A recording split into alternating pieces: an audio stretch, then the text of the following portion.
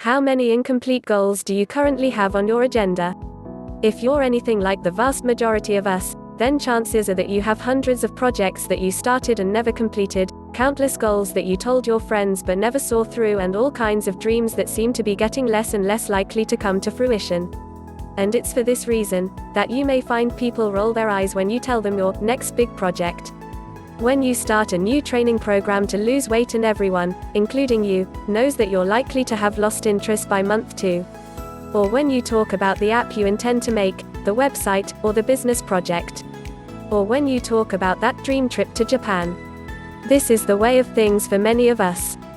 We work incredibly hard at things we don't feel passionately about just to put food on the table, but when it comes to fulfilling our dreams, we are remarkably ineffective.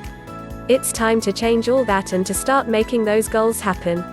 But how can you turn it all around? How we're going to fix your goal setting and help you to start living the life of your dreams. Accomplishing goals is about strategy. It is about making a cognitive shift to change the way you're thinking, and it's about being smart about how you approach each goal. It's also about knowing how to choose your goals and even how to phrase them.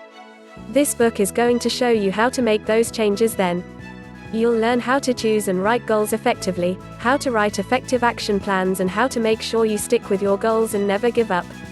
But this book is going to be a little different than most goal-setting tomes, too. After we've given you the broad tools you need to start setting and accomplishing your goals, we're then going to take a look at how you can begin to put them into practice. Because while a goal can be pretty much anything, for many of us they are going to fall into one of a few different categories. Most of us have goals for our relationships, goals for our fitness, goals for our careers, and goals for travel. We are going to provide not only the abstract strategies you need to start making effective goals then, but also the step-to-step processes that will let you apply these strategies in each of these areas. By the end of this book, you'll be adept at setting and accomplishing any goal. And at the same time, you'll have powerful strategies for improving your relationships, your fitness, your career, and more. Ready to change your life? Chapter 1. The most powerful skill you can learn. Goal setting. Learning how to set goals properly is arguably the most powerful skill that you can possibly learn. Why? Because it will allow you to then accomplish a huge range of other goals. When you know how to set goals, it allows you to effectively work toward anything. This is the key to unlocking pretty much everything you could want from life. So ironically, the first goal you should focus on is the goal of setting goals. And until now, you've probably been doing it all wrong. The problem with your current goals: how can a goal be wrong? Sure, any objective is a worthwhile one, but the way that you phrase your goals and structure them is going to massively change your likelihood of finding success. Let's take weight loss as an example because it's one of the more straightforward goals that is easiest to implement. When you set out to lose weight, you should start with a concrete goal. And for most people this will look something like this: lose 2 stone by next year. This is a terrible goal. Why? First of all, it is far too vague. How are you losing weight? Weight from where? Why do you want to lose the weight? What do you actually want to look like? At the same time, it's out of your control. Even if you are completely committed to your goal, you may find that outside forces prevent you from being successful. Maybe you get ill, maybe you accidentally follow the wrong program, maybe it turns out you have a bad metabolism. Finally, the goal is too far in the future. If your goal is to lose weight by next year, that then essentially gives you a license to procrastinate. The target is so far away that you indulge yourself in a little overeating or put off exercise for a while and not worry about it until next month. 6 months pass and you realize you're actually further from your goal. And because it's too late, you're likely to just give up at this point. Not a good goal. What good goals look like, sir? What does a good goal look like? How might you phrase this same objective in a manner that will increase your chances of success? The first thing to do is to focus on things that are immediately within your control and that are not influenced by outside factors at all. These goals should be things that you can accomplish in a guaranteed manner and that you will be immediately graded on a pass-fail basis.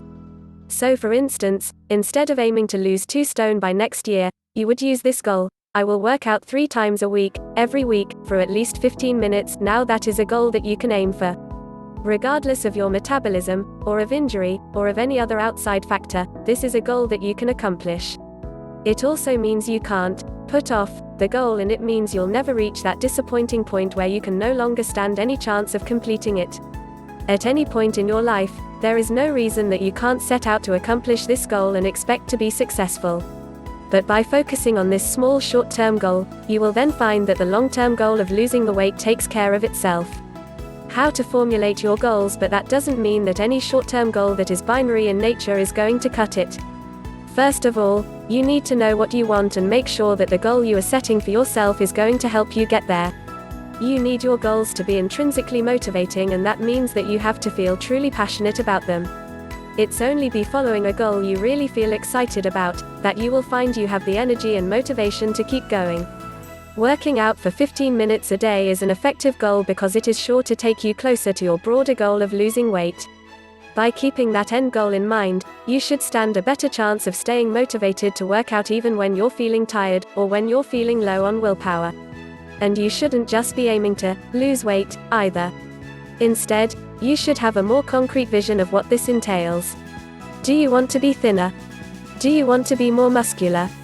Why do you want that thing? Is it so that you will be more attractive to the opposite sex? Or because you want more energy? Be honest with yourself and listen to that drive inside that is pushing you toward the goal you want to accomplish.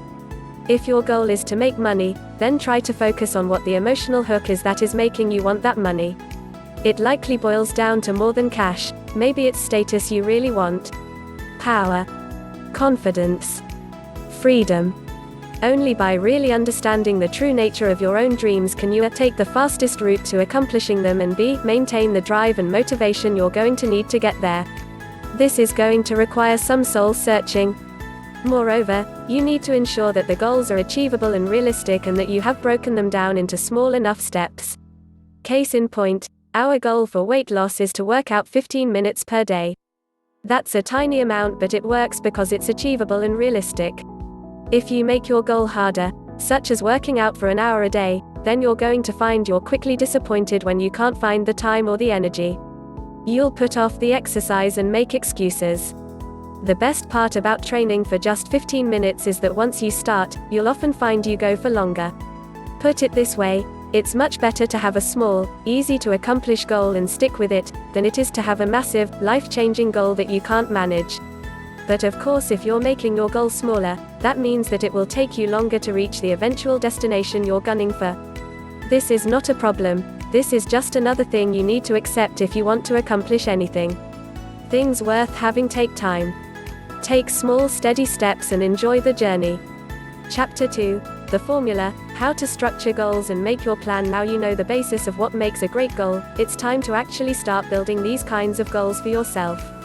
In this chapter, we'll lay out some simple instructions that you can follow to begin putting these ideas into practice. Later we'll be applying this same formula to different areas of your life, so that you can start going after a better body, better salary and better love life. But in each instance, we'll be reapplying this same strategy. Step 1. Visualization. The first and most important step is to visualize what you want and to really understand what you want. We already discussed this a little in respect to becoming richer. Often you'll find it's not really the money that you want, but rather what that money represents in terms of your lifestyle or your status. The same goes for being fit.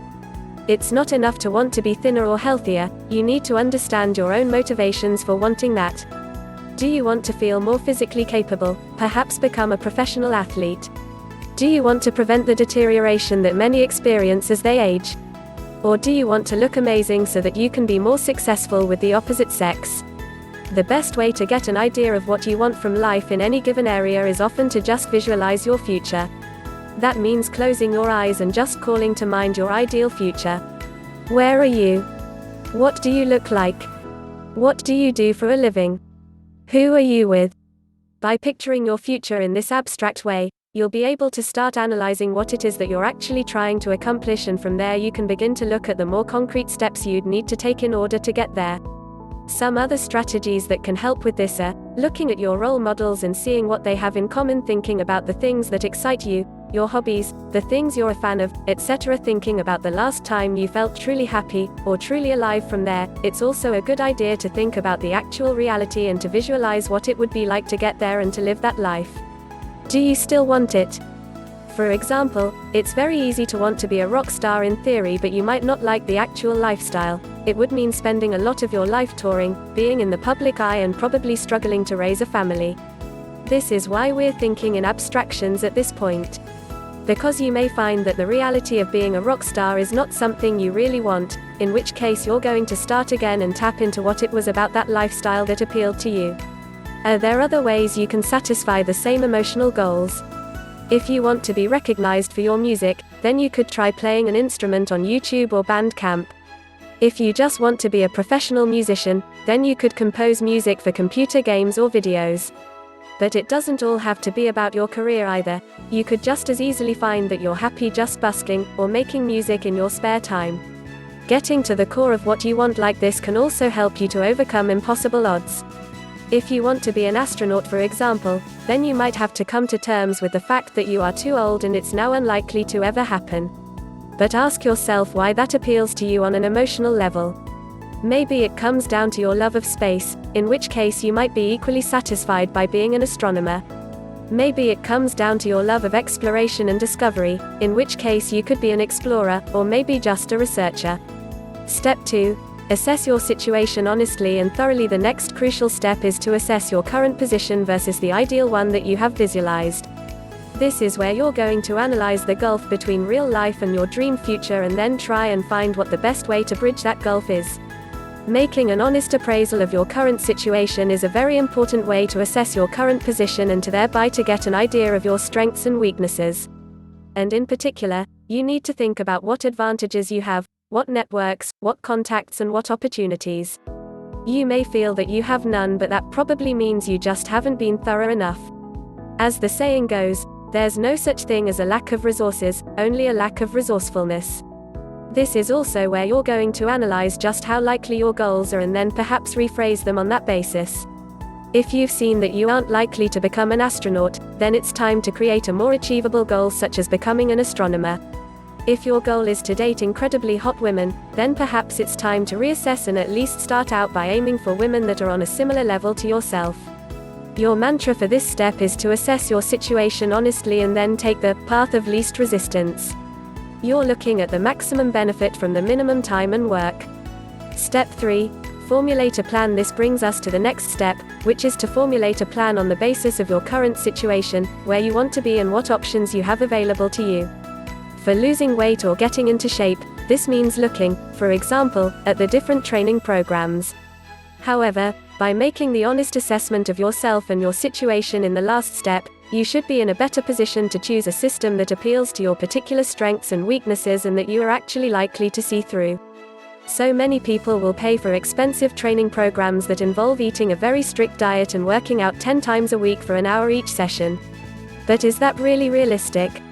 If you've tried to stick at previous workouts and have failed, then the answer is probably not. When you assess your current situation, that also means assessing where things went wrong in the past and what your lifestyle and personality will allow for. And by knowing this, you can then look for a training program or devise one that will work to your advantage. Maybe that means finding a way to fit CV in around your regular routine, or maybe it means sticking to a diet that you will find enjoyable and convenient. The same goes for plans for travel and for your career. It's time to get real and to get your head out of the clouds. Stop dreaming about traveling the world and instead, think about how you're going to travel more despite your personal responsibilities, budgetary limitations, etc. Stop wishing you were rich and start thinking about how you're going to climb the ladder in your career to actually get there. When making your plan, it's also important to think outside the box and to reject the generally accepted beliefs regarding what you need to do to accomplish each goal. Reject the norm, because we are only really taught one way to get what we want, and that is to progress through our careers. And this is why so many of us get stuck. We decide we want to be rich and so we work harder, instead of realizing that we could be wealthier on our current salaries by spending less and perhaps finding a secondary income. We think the only way to become successful in music is to keep working our day job to pay for it. We think that the only way to travel more is to work harder and then retire early. But the costs of living will inevitably go up to meet your salary. You will have less and less time as you work harder and harder and take on more responsibility, and you'll find there's never a good time to accomplish your goals. And so instead you need to take the path less traveled. There are other ways to getting to where you want to be, and if you're just banging your head against the wall, then it's time to rethink that strategy. There's nothing stopping you from starting a business in your spare time right now. There's no reason you can't quit your job and start traveling tomorrow. You have the abilities you need to begin applying for higher paid jobs. What's holding you back? Step 4. Phrase your goals in small steps. Now you know what it is you want to achieve and how it is you want to get there, you're going to hone in. You now know the bigger picture, and it's time to think about the small details instead. You know you want to get fit, you know that going to the gym is not viable for you, and you know that working out from home makes a lot more sense. So all that's left to do is to phrase this as a goal that you can focus on every day or week. Hence, I will work out for at least 15 minutes every day. Maybe you've decided you're not so interested in toning muscle but want to start by focusing on losing weight so you'll look better in a suit and feel more energetic. In that case, your goal might be, I will walk to and from work every day that it isn't raining. There's nothing wrong with having more than one goal, or making more detailed goals either. You might couple this with a secondary goal, which could be, I will not eat anything on my foods to avoid list. Focus on these small steps and get yourself closer to your goal one bit at a time. Likewise, if you want to advance your career, then your goal might be to take every opportunity that arises to enhance my CV, or apply for one job in the evening, 3 times a week. Some of your broader goals are going to take multiple steps. For instance, if your goal is to become a famous musician, then perhaps you should take the following steps. Learn to play the guitar by spending half an hour each evening, 4 days a week. Save $15 a day to invest in studio equipment. Output 1 video a week to build an audience. Output 2 videos a week to build an audience. Continue to output 2 videos a week and spend 1 hour per week in self-promotion activities. Spend 2 hours a week working on an album to sell from the channel. It's a long process, but it's also a real strategy. It's a strategy that you need to succeed. It represents a cognitive shift where you're no longer daydreaming about being a famous rock star and you're instead looking at concrete, realistic, achievable steps. And that's when you start making real, actual progress. Chapter 3. Letting go of fear. I'm going to be honest with you now, there's a chance that you already know this deep down. It makes logical sense that you should be making small, concrete steps to achieve your goals rather than making bombastic plans to become a rock star, or abstract visions like, get richer. So what has been preventing you from doing that? 2 things. 1, it's a lot of work. It's much easier and more satisfying to dream big and get the reward that comes from that, rather than face the reality of grinding towards your goals. We'll be talking about this more later in the book when we discuss how to stay motivated and stick at your goals even when the going gets tough. Then there's the matter of feeling it's not the right time. You procrastinate instead of looking for other work. Again, this just needs a bit of rocket fuel, which we'll be looking at later on. 2, you're afraid. This is what I see so often, and it's what condemns so many of us to a dull and unexciting lifestyle. We just don't want to take that leap and put ourselves out there. And in fact, it's easier to imagine ourselves as being very successful and to pretend we're going to get around to it, than it is to put ourselves out there and risk having our ego shattered when things don't go our way. We're about to address that second issue. Because if you want to be successful, then it's no good to continue procrastinating or trying to put off taking that plunge. How to know if you're procrastinating.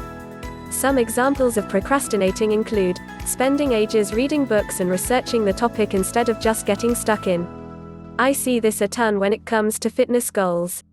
So many people will spend countless hours reading books and blogs on fitness programs, hiring consultants and buying gym kits. But the one thing they never do: actually start working out. There's nothing wrong with researching health and fitness, of course.